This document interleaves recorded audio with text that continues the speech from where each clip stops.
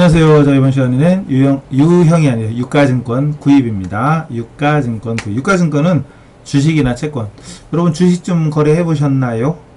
라고 여쭤보면 사실 많이 안 해보신 분이 훨씬 많더라고요, 진짜. 주식에서 날려먹었던 사람이 워낙 많아서 그런가? 어쨌든 주식이나 사채 등을 사고 팔 때 우리 회계에서는 그걸 유가증권이라고 합니다. 자, 주식, 채권. 물론 더 들어가면 할 게 많지만 일단 그 정도로 기억하세요. 주식이나 채권을 샀을 때 또는 팔았을 때 유가증권을 구입, 처분이라고 하더라. 자, 먼저 1번부터 갑시다. 상장회사 세무탑. 얼른 됐으면 좋겠죠, 그죠? 세무탑의 보통주, 주식 100주, 100장. 주당 한 장당 액면가 500원. 100장인데 한 장에 500원씩이래요. 그런데 이거를 단기 투자 목적으로 주당 1000원에 구입했죠. 어쨌든 주식을 샀습니다. 주식을 샀으니까 자, 근데 여기서 참 유가증권 분류가 여러 가지네요. 유가증권 주식 채권을 구입했을 때 주식이나 보통주, 채권, 뭐 공채, 국채도 있고요. 공채도 있고요. 그리고 사채도 있고요.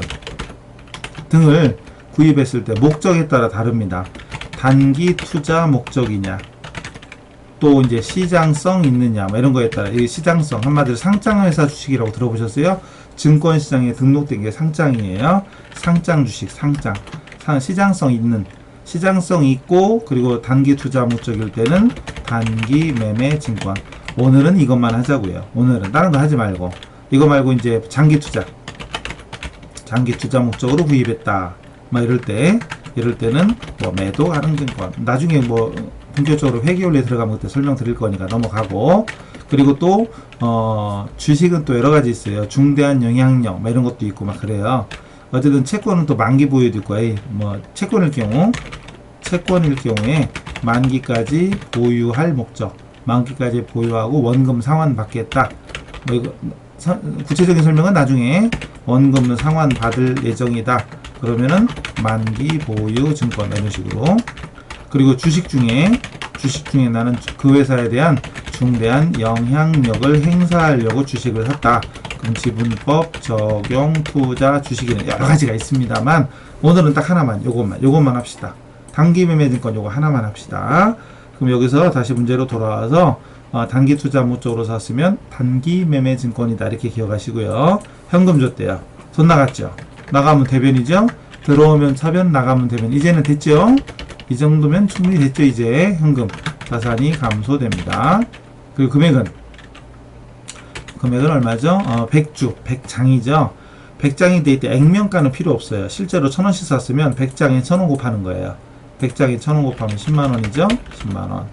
그리고 단기 매매를 목적으로 구입했다. 단기 투자 목적. 그럼 차변에 단기 매매 증권으로 씁니다. 10만원. 물론 단기 매매 증권 자산 증가죠. 자산이 증가됩니다. 단기 매매 증권 자산이에요.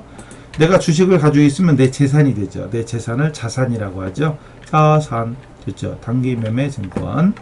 자, 코아 주식회사의 상장 주식, 상장된 시장성 있는 주식을 1000주. 액면은 필요 없다고 말씀드렸어요. 예를 들어서 삼성전자, 그러면 다 아시죠? 회사는 삼성전자 주식이 대충 얼마죠? 물론 요즘 모르겠는데 삼성전자 주식은 120, 150 왔다 갔다 하고 막 이랬거든요. 어쨌든 100만원 넘었어요. 지금 얼마인지 모르겠지만 120 왔다 갔다 할 것 같아요. 근데 액면이 얼마인지 아셔요? 액면은 5,000원이에요. 5,000원. 액면 5,000원짜리인데 지금 120, 100만원 이렇게 되는 거예요. 네이버 주식 한 장에 500원이거든요. 지금 거래 한 3, 40만원 할걸요? 7, 80만원 하나 참? 모르겠다. 검색해볼까요? 검색하는 것도 좀, 이거 네이버로 가서 여기다 네이버를 쳐볼까요? 네이버를 쳐보면 여기 주식이 나올 텐데 여기 나오네요. 보세요. 63만원이네. 여기도 액면가는 500원이에요. 액면가는 안 나오나? 액면가는 500원 밖에 안 돼요. 근데 실제 거래되는 거 이렇게 60몇만원. 제가 옛날에 20만원일 때 하나 있었는데, 한 장. 지금까지 갖고 있었으면 60만원이네요. 어쨌든 이래요. 삼성전자, 말 나온 김에 삼성전자 검색하면 돼요. 이렇게 삼성전자, 이렇게 주식 주가 밑에 나옵니다. 128만원. 아까 120 얼마라고 그랬죠? 여기 액면이 한 장당 5,000원입니다. 그렇죠? 왜 이런 식이에요? 재무정보 이런 거 누르면 뭐 여기 회사에 대해서 어쩌고 저쩌고 막 이렇게 나옵니다. 사실 액면은 중요하지가 않단 말이죠. 여기 액면가 있죠? 5,000원. 보여드렸죠? 액면 5,000원 여기 보여요? 너무 작아서? 보이죠? 이거 확인하면서 공부하는 거예요. 넘어갔죠? 자, 근데 액면은 의미가 없어요. 그러니까 삼성전자 액면 5,000원인데 128만 얼마 줘야 살 수 있는 거죠. 그러니까 액면가액은 나중에 배당금을 계산하고 할 때는 그때 필요하지만 이제 매매할 때는 아무 의미가 없어요. 어쨌든 100,000장인데 3만원에 구입하고 대금은 보통 예금에서 이체했다. 구입했죠. 사왔죠. 들어오죠. 주식을 샀다. 들어오죠. 들어오면 차변. 차변에 단기 투자 목적일 때는 뭐라고 해라? 단기 매매 증권으로 해라. 물론 자산 증가입니다. 자산이 증가하고 금액은 1000주 곱하기 3만원이에요. 그럼 3천만원이 됩니다. 그 다음에 대금은 보통예금에서 이체했죠. 보통예금에서 돈이 빠져나가죠. 나가면 대변. 대변에 보통예금 자산이 감소되죠. 빠져나가니까 이렇게 되죠. 3천만원이 됩니다. 쉽죠? 그러니까 주식이나 채권을 구입하면 차변에 단기 매매 증권으로 해라. 물론 공부 더 하다 보면 이렇게 매도 가능 막 이런 것도 가끔 나오기도 하지만 10번 나오면 9번은 단기 매매예요. 아셨죠? 통과. 3번 주식회사 대박. 항상 우리 꿈은 대박이지만 결과는 대박이 아닐 수도 있죠. 그래도 노력은 해야 되겠죠? 어쨌든 공부를 일단 하고 봐야죠. 일단 기승전 공부예요. 저는 항상 뭐 아시죠? 선생님이 뭐 어떠고 써요. 기승전 공부. 뭔 얘기해도 결국은 공부. 어쨌든 대박의 주식 500주를 액면가 결국 필요 없고요. 500주를 2천만원에 구입하고 대금은 수표 발행했대요. 어쨌든 중요한 건 주식을 구입했어요. 마찬가지로 주식이 들어오죠. 들어오면 차변. 차변에 단기매매 증권이 됩니다. 물론 자산이 증가됩니다. 금액은 2천만원이라고 써 있었고요. 대금은 어떻게 했다?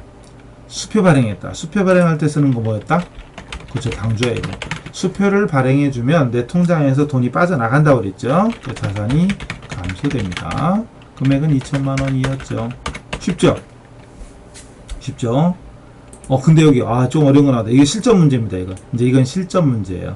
회계가 좋아, 그죠? 회계 좋아야죠, 그죠? 회계 좋아의 주식을 단기 매매 목적으로 구입을 했어요. 구입을 했고 대금은 수수료. 이게 문제입니다. 수수료. 요거는 뭐 나중에 본격적으로 공부할 때 해야 되는데 사실은 자산 취득시. 자산. 뭐 여러 자산, 상품도 있고 단기 매매 증권도 있고 건물도 있고요. 자산 구입 시의 부대 비용. 요즘 말로는 거래 원가라고 합니다. 거래 원가. 뭐 운반비라든가 수수료 등 이런 것들을 부대 비용 또는 거래 원가라고 그래요. 이거 어떻게 처리할 거냐 이거죠. 원래는 어떻게 하냐? 원칙은 자산의 원가, 취득 원가라고 그래요. 취득 원가에 산입합니다. 이렇게 자산의 취득 원가에 산입해요. 그러니까 앞에서 안 했어요. 일부러 이런 거 안 했습니다. 안 했는데 이제 어느 정도 좀 왔잖아요. 이제 어쨌든 상품을 매입하면서 운임을 주거나 건물을 구입하면서 취득세 등록세 같은 거 내거나 이게 지금처럼 주식을 사면서 수수료 주거나 이런 게 있으면 원가에 산입입니다. 단기 매매 증권일 경우에는 단기 비용 처리 단기 비용으로 처리합니다. 이렇게 돼요. 단기 요거 나 시험이 잘 나옵니다. 이거 다른 것들은 매입하는 자산 있죠. 건물이든 상품이든 기계든 단기 매매 증권이든 단기 매매는 아니지 참 다른 매도 가능 이런 거 매도 가능 증권 이런 것들은 매입가액 플러스 부대 비용 거래 원가를 포함시킵니다. 그러니까 만약에 차를 하고 있죠. 자동차 차를 2천만원 주고 샀는데 이런저런 비용이 100만원 들어갔다. 그 원가는 2,100만원이 되는 거예요. 상품 500만원 사왔는데 운반비가 30만원 들었다. 그 원가는 530만원이 돼요. 이렇게 원가에 산입하면 돼요. 근데 단기 매매 증권일 경우에만 비용 처리합니다. 왜 따지지 마시고 우선 그런가 보다 익히시면 돼요. 그럼 단기 매매 증권으로 사왔으니까 차변에 단기 매매 증권 물론 자산 증가 500만원 구입했죠. 500만원.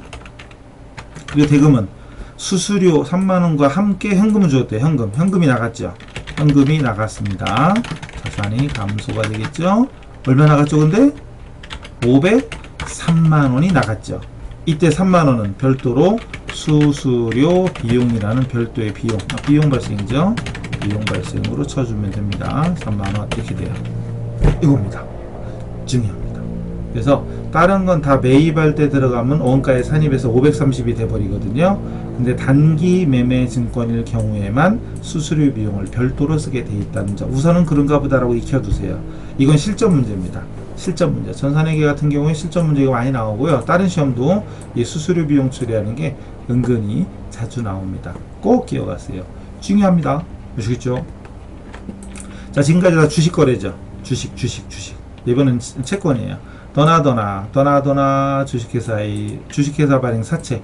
이 사채가 아줌마 아저씨들 하는 사채 놀이가 아니라 회사가 발행한 채권이 사채입니다. 사채 액면 500짜리를 450에 단기 투자 목적으로 구입하고 현금 줬대요.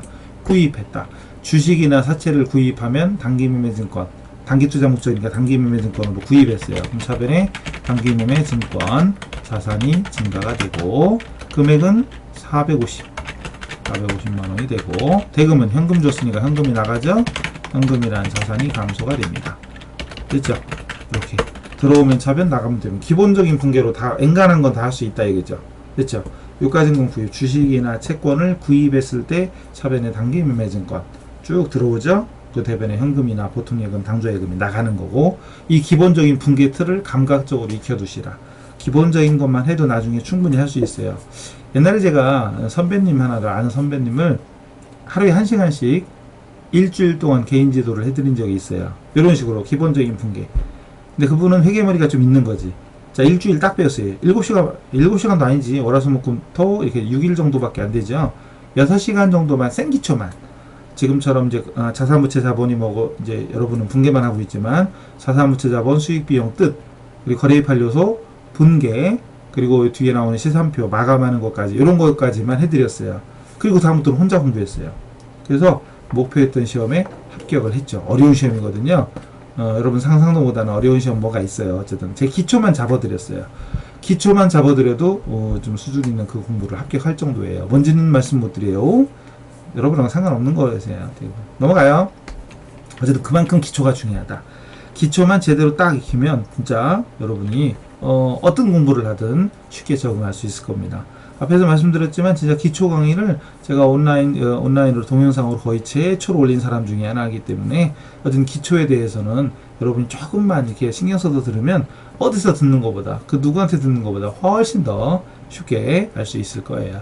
이게 기본적인 분계 틀이라는 거, 기본적인 분계 형식이라는 거, 그래서 익혀두시고, 자, 다음 시간에는 유가증권 처분입니다. 기대하세요. 잠깐 쉬고 오겠습니다. 수고하셨어요.